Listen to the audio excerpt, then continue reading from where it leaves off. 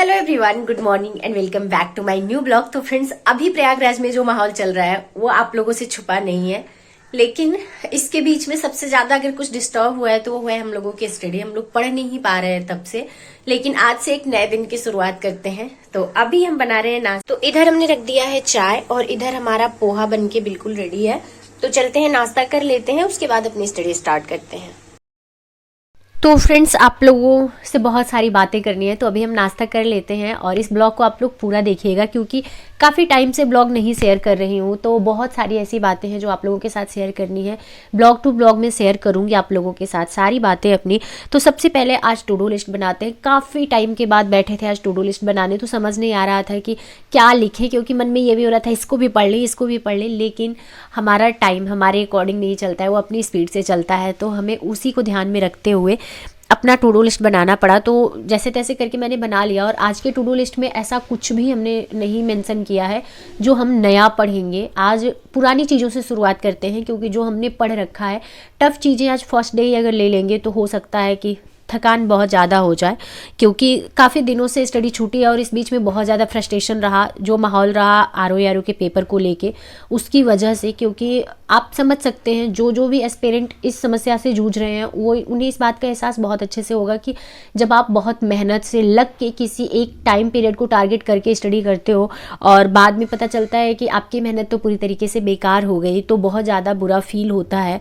और मेरे साथ भी यही है, मैं तो डबल मेहनत करती हूँ क्योंकि मेरा हेल्थ इशू है, तो उसके साथ भी मुझे डील करना होता है, साथ में अपनी स्टडी करनी होती है। कई बार बॉडी पेन इतना ज़्यादा बढ़ जाता है कि मुझे पढ़ने का बिल्कुल भी मन नहीं करता है, लेकिन फिर भी पेपर है तो पढ़ना पड़ता है।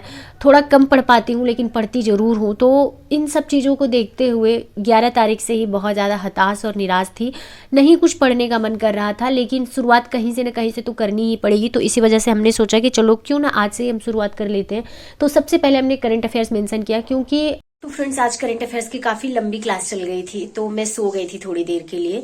तो अभी लगभग 45 मिनट बाद मैं जगी हूँ सोने के। तो अभी मुझे थोड़ी सी भूख लग गई है और खाना बनाने का टाइम निकल चुका है, तो लंच कुछ बनेगा नहीं। तो अभी चलिए दिखाते हैं कि क्या बनाया है। तो अभी हमने बना लिया है पास्ता, मेरे पास यही अवेलेबल था अभी, तो बना तो लिया है, लेकिन मुझे पास्ता आज तक सही में बहुत अच्छा नहीं बनाना आता है। तो बहुत टेस्टी नहीं बना है, लेकिन जैसा भी बना है खा लेंगे, काम चला लेंगे, क्योंकि यहाँ पे सब कुछ खाने के मामले में काम चलाना ही है एक तरीके से। तो मेरे फेस एक्सप्रेशन से आप लोगों को पता चल गया होगा कि पास्ते का टेस्ट मुझे पसंद नहीं आया। मैं इंडियन खाने बहुत अच्छा बना लेती हूँ, लेकिन इटालियन या चाइनीज़ मुझे नहीं बनाने आता है। तो कभी कभी ट्राई करती हूँ तो बहुत बुरी तरीके से फेल होती हूँ। तो अभी मैं आ गई हूँ अपने स्टडी टेबल पे स्टडी करने के लिए, और आजकल सबसे ज़्यादा स्टडी मैं अपने बिस्तर पे ही बैठ के करती हूँ, क्योंकि हो सकता है कि आप लोगों को नहीं महसूस हो रही हो, लेकिन मुझे अभी भी ठंड बहुत ज़्यादा लगती है। और ये बीच बीच में जो बारिश हो जा रही है इसकी वजह से और ठंडी वापस चली आ रही है। तो अभी मैं जो स्टार्ट कर रही हूँ वो है हमारा लूसेंट, क्योंकि लूसेंट एक ऐसी बुक है जो फ्रेशर बच्चे भी पढ़ते हैं और जो बहुत दिनों से प्रिपरेशन कर रहे हैं वो भी कुछ कुछ पॉइंट्स के लिए पढ़ते हैं। मैं खुद साइंस के लिए लूसेंट ही प्रेफर करती हूँ, क्योंकि साइंस मुझे बहुत अच्छी नहीं आती है और मैं बहुत ज़्यादा साइंस में टाइम नहीं वेस्ट करना चाहती हूँ। तो इस वजह से मैं लूसेंट से काम चला लेती हूँ, साथ में अपने नोट्स के साथ। तो अभी कुछ पॉइंट्स यहाँ में जो मुझे इंपॉर्टेंट लग रहे हैं, जैसे कुछ कीवर्ड होते हैं, वो मैं अपने चार्ट पेपर पे नोट कर रही हूँ, क्योंकि सबसे ज़्यादा टाइम मेरा यहीं बीतता है। तो ये मेरी नज़रों के सामने पड़ा रहता है, तो जितने भी पॉइंट्स इसमें हैं उसके अराउंड की जितनी स्टोरी होती है वो पूरे तरीके से मेरे दिमाग में रिकॉल होती रहती है। तो इसी वजह से मैं ट्राई करती हूँ कि जितने भी हमारे की पॉइंट्स हैं वो मैं यहाँ पे नोट करती जाऊँ। तो अभी रात के 10:30 बज रहे हैं और बहुत सारे पॉइंट्स हमारे टू डू लिस्ट के बचे हुए हैं जिन्हें कंप्लीट करना है हमें। तो बातों बातों में ही मैंने बहुत बड़ा चैलेंज ले लिया खुद के लिए, क्योंकि आज फर्स्ट डे था। मैंने सोचा कि जो कुछ हमने पढ़ा है उसका रिवीजन कर लेते हैं, और काफ़ी लंबा टास्क हो गया है मेरे लिए, क्योंकि 2 से 3 सब्जेक्ट हमने रख दिया था बीच में। तो चलिए आगे स्टडी अपनी कंप्लीट करते हैं, उसके बाद ही तो फ्रेंड्स, ये पीछे सामान रखा है, इसको आप लोग इग्नोर करना। एक पॉइंट मुझे आप लोगों से शेयर करनी थी कि काफ़ी टाइम बाद मैं अपने शेड्यूल में आ रही हूँ, और बीते कुछ दिनों में मैं बहुत ज़्यादा यूट्यूब पे डिपेंडेड हो गई थी कम्प्लीटली, क्योंकि बुक्स वगैरह पढ़ने का उतना टाइम नहीं था। बीच में जब मेरा आरओ का प्रिपरेशन चल रहा था उसमें 1 महीने का गैप हो गया स्टडी में, और जब मैं वापस लौट के आई तो पेपर में गिन के 1 महीने का टाइम था। तो मेरे पास अब इतना टाइम नहीं बचा था कि मैं वापस से बुक के साथ कंप्लीट करूं। तो मैंने शॉर्टकट लिया और यूट्यूब से बहुत सारे टॉपिक्स को जल्दी जल्दी क्लियर किया, क्योंकि वहाँ पे वही चीज़ आपको मिलती है, जो उससे मेन इंपॉर्टेंट उसका जो पॉइंट होता है बस वही टीचर्स बताते हैं। तो मुझे लगा कि ये एक सही डायरेक्शन है, होता है सही डायरेक्शन। छोटे मोटे एग्जामों में इतना आप प्रभावित नहीं होते हो, जैसे आपका टेट हो गया, सीटेट हो गया, इसके लिए यूट्यूब बहुत बेनिफिशियल है, बहुत अच्छा है। लेकिन अगर आप किसी बड़े एग्जाम की प्रिपरेशन कर रहे हैं और फुल टाइम यूट्यूब पे डिपेंड हो जाते हैं, तो वहाँ पे मुझे लगता है कि आपकी जो पढ़ने की क्षमता है वो उसमें कमी आ जाती है। जैसे कि मैं अभी आज का शेड्यूल ऐसा बनाई हूँ कि कुछ भी उसमें ऐसा पॉइंट नहीं है जिसको मैंने नहीं पढ़ा, या कुछ भी ऐसा सब्जेक्ट हमने नहीं रखा है जिसको हमने पहले से नहीं पढ़ा है। ऑलरेडी पहले से वो मेरा क्लियर है, लेकिन बीच में गैप होने की वजह से एक बार मैंने सोचा कि जस्ट उसका एक क्विकली रिवीजन कर ले। लेकिन मुझे इतनी ज़्यादा प्रॉब्लम हो रही है, मैं बुक पढ़ने में मुझे जैसे लग रहा है कि एक्स्ट्रा एफर्ट लगाने पड़ रहे हैं। जैसे कहते हैं ना, अगर थोड़ा से ठेठ भाषा में कहें कि बहुत ज़्यादा भार समझ में आ रहा है, ऐसे मन नहीं कर रहा है पढ़ने का।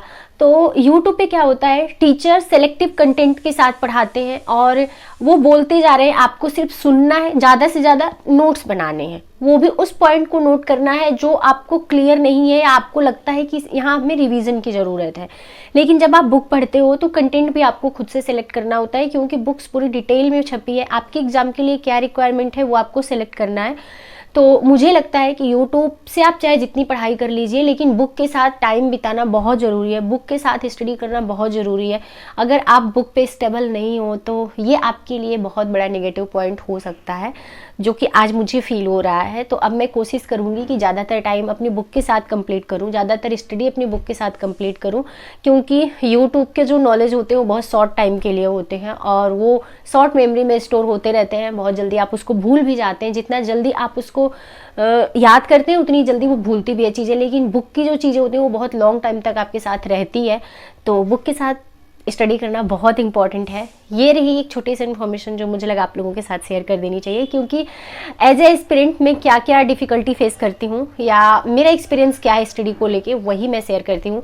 तो अगर आप मेरे चैनल पे नए हैं तो सब्सक्राइब जरूर कर लीजिएगा। और इस समय बहुत सारे एस्पिरेंट हमसे नाराज़ हैं, कोई बात नहीं, वक्त होता है, कई बार आप किसी को समझ पाते हैं, कई बार नहीं समझ पाते हैं, तो ये सिलसिला चलता रहेगा, ये कोई बड़ी बात नहीं है, कोई नई बात नहीं है। तो चलिए आगे अपनी स्टडी कंटिन्यू करते हैं। तो फ्रेंड्स अभी रात के 11:30 बज रहे हैं और मुझे बहुत तेज़ नींद आने लगी थी, तो मैंने सोचा कि बिस्तर पे बैठी रहूँगी तो सो ही जाऊँगी। तो इससे अच्छा है कि हम अपनी टेबल चेयर के साथ स्टडी कंप्लीट कर लेते हैं। थोड़ी बहुत ठंड लग रही थी, मुझे थोड़ी सी छींक भी आ रही थी, लेकिन फिर भी मैंने सोचा कि इन सब चीज़ों को इग्नोर करके अपनी पढ़ाई पर ध्यान देना है।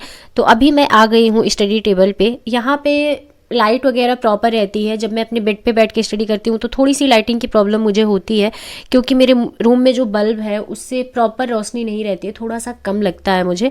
लेकिन फिर भी जैसे तैसे करके हम अपनी स्टडी कंप्लीट कर लेते हैं। तो इसी वजह से कोशिश करते हैं कि ज़्यादातर टाइम हम टेबल चेयर के साथ ही स्टडी कंप्लीट करें, लेकिन ठंड की वजह से पॉसिबल नहीं हो पा रहा था। लेकिन आगे की हमारी जो भी स्टडी होगी वो टेबल चेयर के साथ ही होगी। और अभी मैं अनुसूचियाँ कंप्लीट कर रही हूँ, क्योंकि अनुसूचियाँ मैंने पूरी पढ़ रखी है, उसका नोट भी मेरे पास है, लेकिन एक ऐसा नोट्स बना रही हूँ जो क्विकली 2 से 3 मिनट में रिवाइज हो जाए पूरी तरीके से।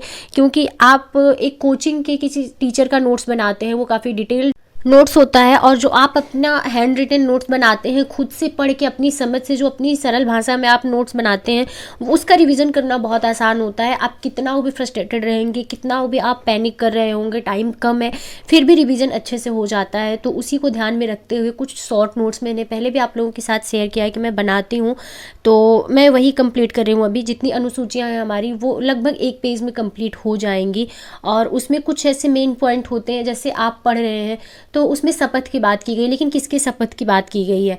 तो जैसे आपने लिख दिया कि इस वाली अनुसूची में शपथ की बात की गई है, तो आप एक बार पढ़ेंगे जब शपथ की बात, तो आप पूरा पढ़ के आप नोट्स बनाए हैं, तो जैसे ही शपथ आपके सामने लिखा हुआ आएगा वैसे ही वो सारी चीज़ें रिकॉल होनी शुरू हो जाएंगी। ये फ़ायदा होता है अपने शॉर्ट नोट्स का। और ये जो छोटी छोटी चीज़ें हम इग्नोर कर देते हैं वही हमें एग्ज़ाम में सबसे ज़्यादा डिफ़िकल्टी देती हैं, क्योंकि जब वहाँ पे डिटेल में पूछ लिया जाता है तो हम समझ नहीं पाते हैं किसके शपथ की बात की गई है उसमें। जैसे वेतन भत्ते की बात जब होती है तो किसके वेतन और भत्ते की बात की गई है। तो ये सारी चीज़ें जब तक हम डिटेल में पढ़ेंगे नहीं और उसका बार बार रिविज़न नहीं करेंगे, एक कीवर्ड के साथ रिलेट नहीं करेंगे, तब तक एग्ज़ाम तक कैरी करना बहुत मुश्किल हो जाता है। क्योंकि इतना लंबा आपका सिलेबस है कि आप कंप्लीट कर भी लेंगे तो आप ये सोचिए कि एक दिन में हम हम पूरे रिवीजन करके जाएंगे और सब कुछ याद रहेगा तो बहुत मुश्किल हो जाता है।